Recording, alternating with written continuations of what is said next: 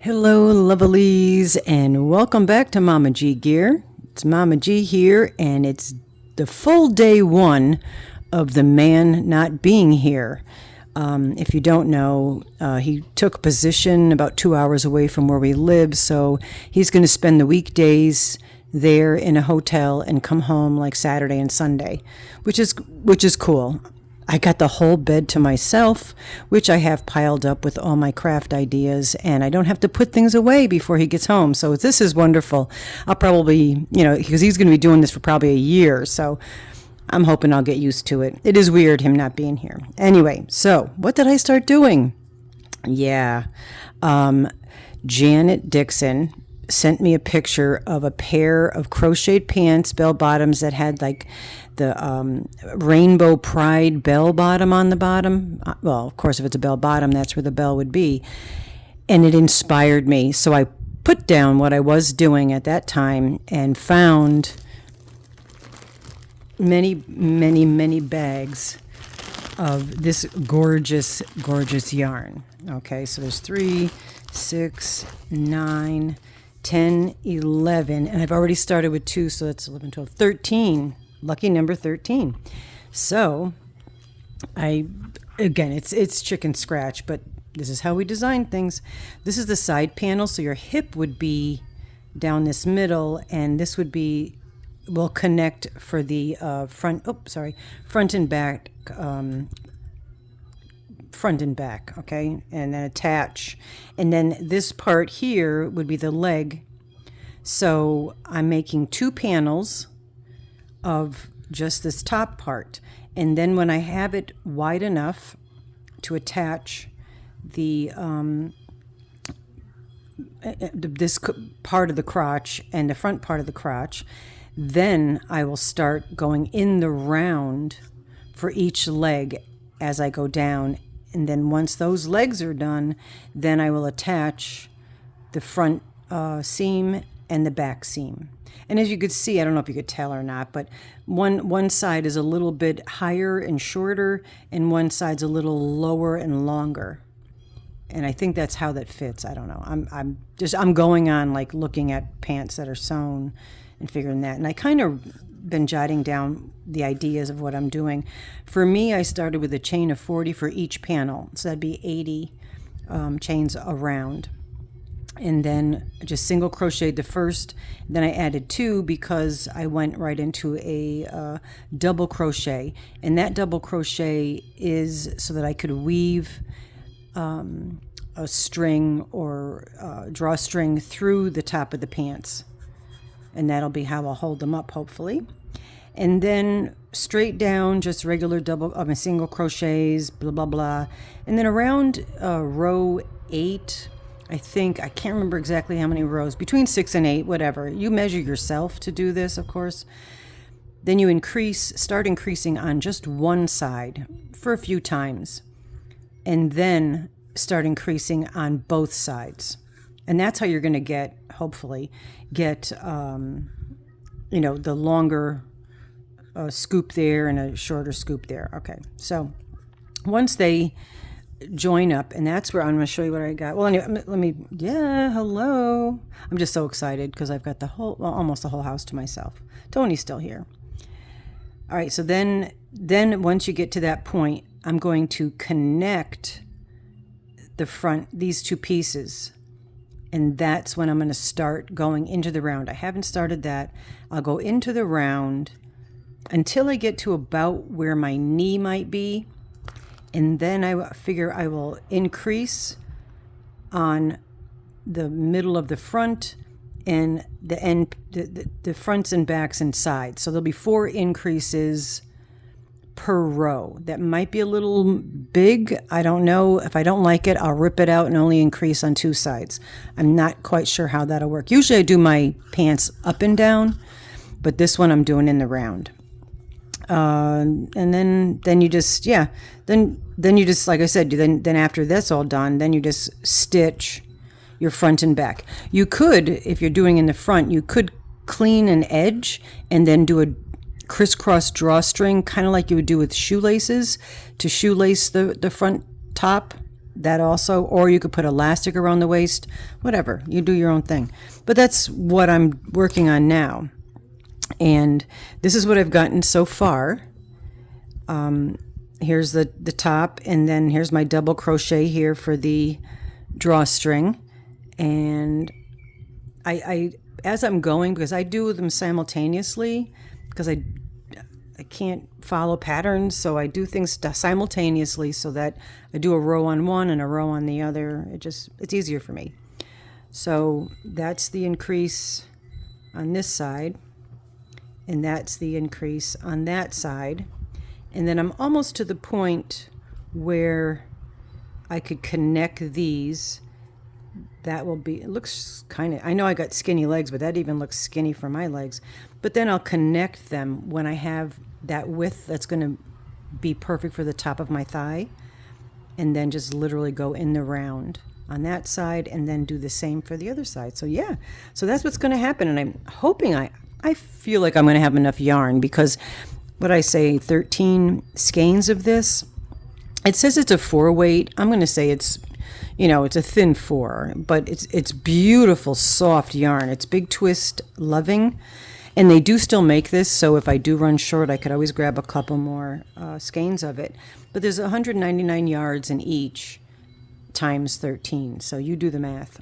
Anyway, so that's what I'm working on now. Super stoked about it. And I even have my rainbow. This is for June, rainbow month. All right, what I was working on and stopped because this just sparked me. Thank you, Janet. Damn it, Janet. All right, what I'm doing here, this pile of black glitter, is 6 skeins of the Sundance Glimmer.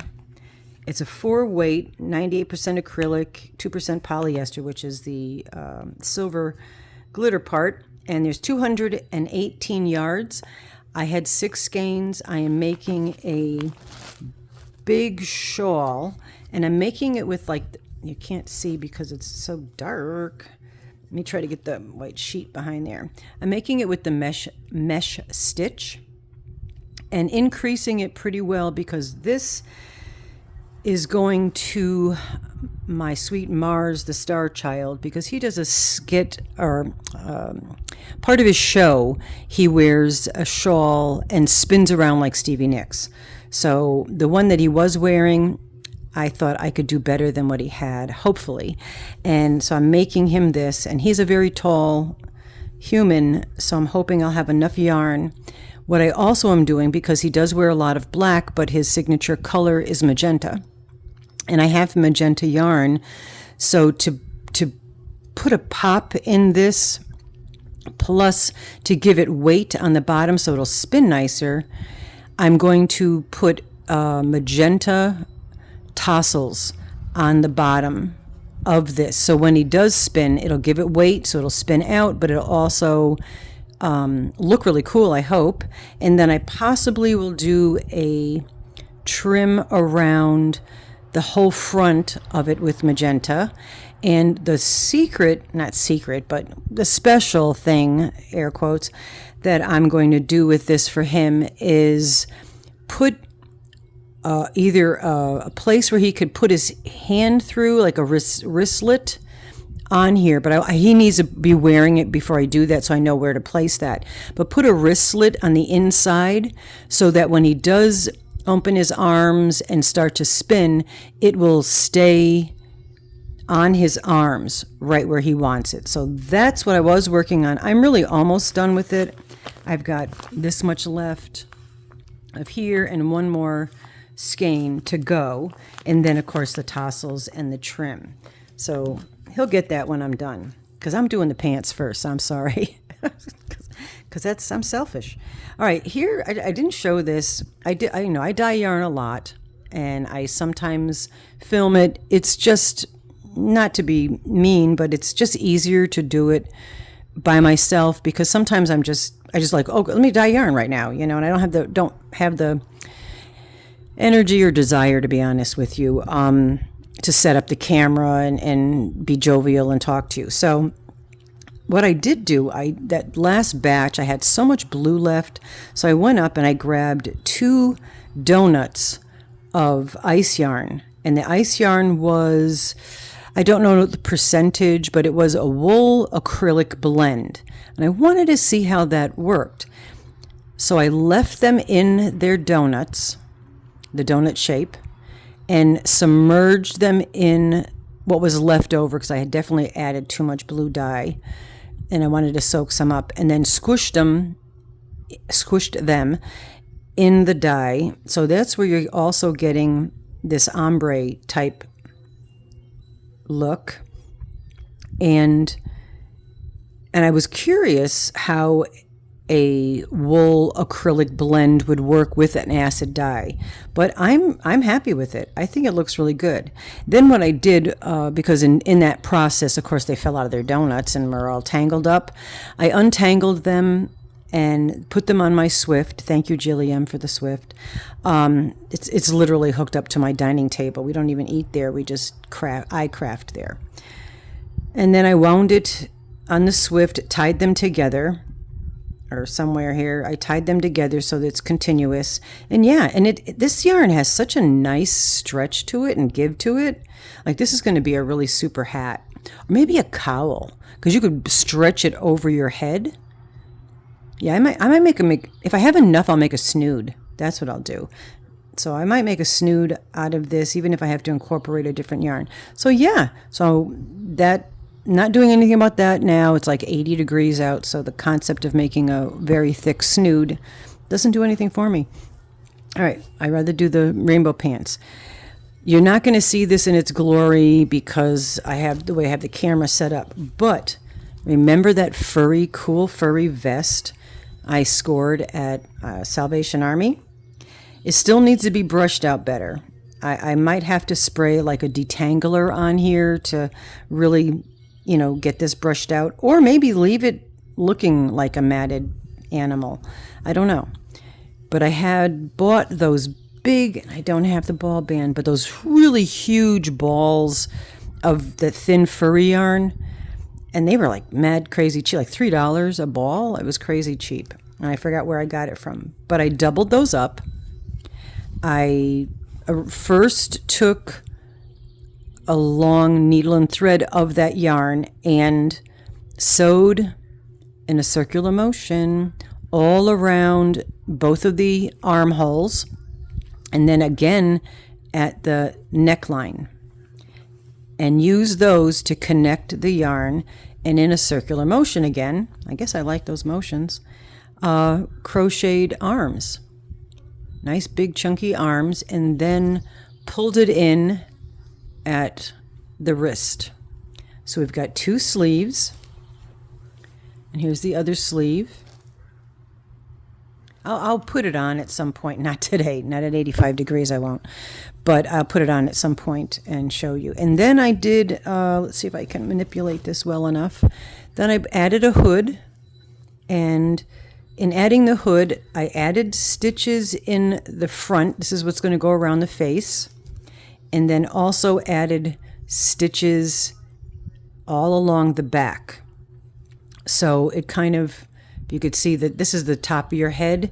It's going to be wider, of course, than where the neckline is. So this will flop. And I like those. I like that floppy look. So yeah, so I made that jacket. And again, like I said, if it gets a cool day, I'll put it on and show you. But too darn hot. And this has pockets, right? It's total score, pockets, and a vest. I think I paid like $3 to $5 for the vest. And then, actually, so figure even $5 for the vest. And I think I used 2 balls of that yarn at like $3 each. So that's $6. So that's $11 for this amazing warm hoodie, long sleeve, very cool, one of a kind things, whatever it is, jacket. Yeah. All right. So anyway, I just wanted to share in my my glorious time alone. I could put whatever I want on the TV, and I could not have to wear my earbuds at night because I'm not disturbing anybody that would normally be here. I'm very much enjoying my time. here. Oh, also quick update for those of you who know, I'm going to get that, and it's not a big deal. I'm not saying it for any other reason other than that a lot of people ask me, so I'm just throwing it out there. I got a phone call about an hour ago from the good doctor, and I have an appointment because the first one I called them before I had the referral, they told me they weren't scheduling people until the end of July. They called me, now that they got the referral, they called me, and I go for my consultation on June 7th. So I will hopefully be able to get the surgery much sooner than I had thought, and I'm so excited about that because, not about the surgery, obviously. Yeah, no one wants surgery, but the outcome of what potentially will happen after it's done. So, so happy, so blessed, and very excited about that. Anyway, I guess that's about it. I have no idea how long I'm chatting here. Thank you guys so much, all of you who showed up at the auction, all of you who donated or just came there, stayed there, gave us a thumb. All I could tell you is we raised a little over $2,000, and I am so excited to be able to bring. I've decided I'm going to bring, I haven't figured out the exact how many hundreds, money to our local shelter that I want to reconnect with them. I think it's been long enough. I'm going to reconnect with the local shelter. I'd like to bring them a nice check or money. I'll give them cash. And then also the Belmont, New York SPCA, again, also to donate money to them. But I'm going to keep a little bit here with us for any local people that need help. And also some of you guys, a couple other people have reached out that could use a little vet bill paid type thing. So we will continue to do that. And so thank you so much for that. Anyway, love you guys. Be well. Have a yarnalicious day. And yeah, we'll see you next time. Bye-bye for now.